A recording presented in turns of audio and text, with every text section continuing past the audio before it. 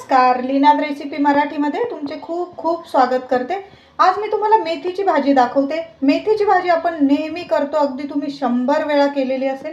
तीच ती आपण कांदा, मिरची, लसूण, बटाटा वगैरे टाकून करतो। पण आज मी तुम्हाला पातळ रस्सा भाजी दाखवते, जे पोळी भाकरी मोडून कुस्करून खाता येईल।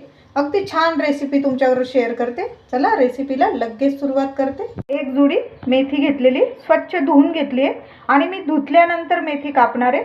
आपण कापून घेतली आणि मग मेथी धुतली तर सर्व काही जीवनसत्व असेल मेथीचं ते त्यात निघून जातं। म्हणून कधी पण मेथी निवडून घ्या आणि मग धुवून घ्या आणि मग आपण बारीक कापायची आहे। तुम्हाला बारीक न कापता अशीच टाकायची असेल भाजी तर तशी पण टाकू शकतात। मी थोडीशी जरा बारीक कापून घेते अशा पद्धतीने।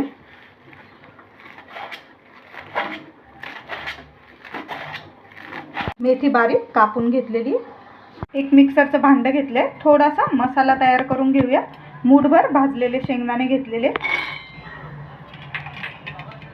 2-3 हिरव्या मिरच्या आवडीप्रमाणे घ्यायच्या आपण। तुम्हाला जो जितकं तिखट खायचं तेवढ्या मिरच्या घ्या। मी इथं 3 घेतलेल्या। थोडासा आल्याचा तुकडा, एक 7-8 लसणाच्या पाकळ्या आणि थोडीशी कोथिंबीर, याने चव छान येते भाजीला।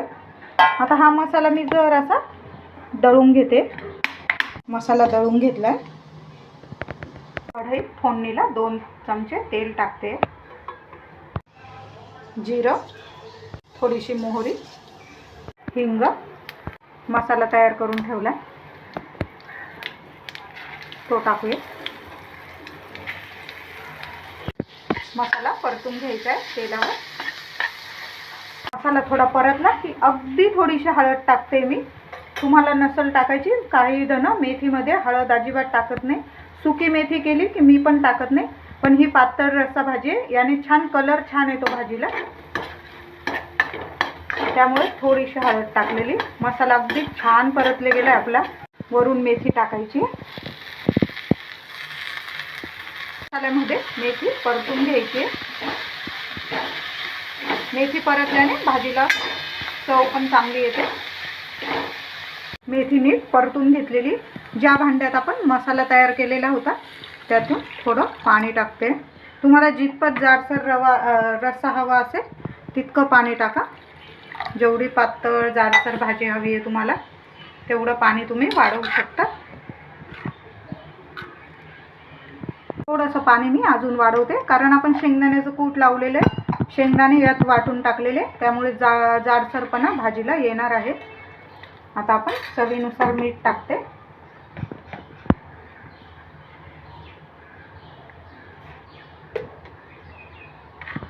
भाजीला उकळी आली आहे। आता मी गॅस जरासा बारीक करते आणि 5 ते 7 मिनिटं भाजी शिजवून घ्यायची आपल्याला।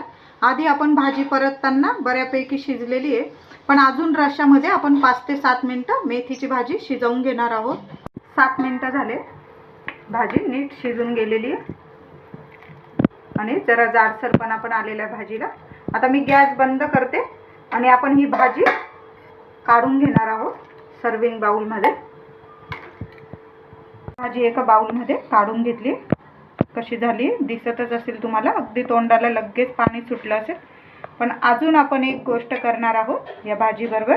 पॅनमध्ये थोडंसं चमचाभर तेल गरम केलंय।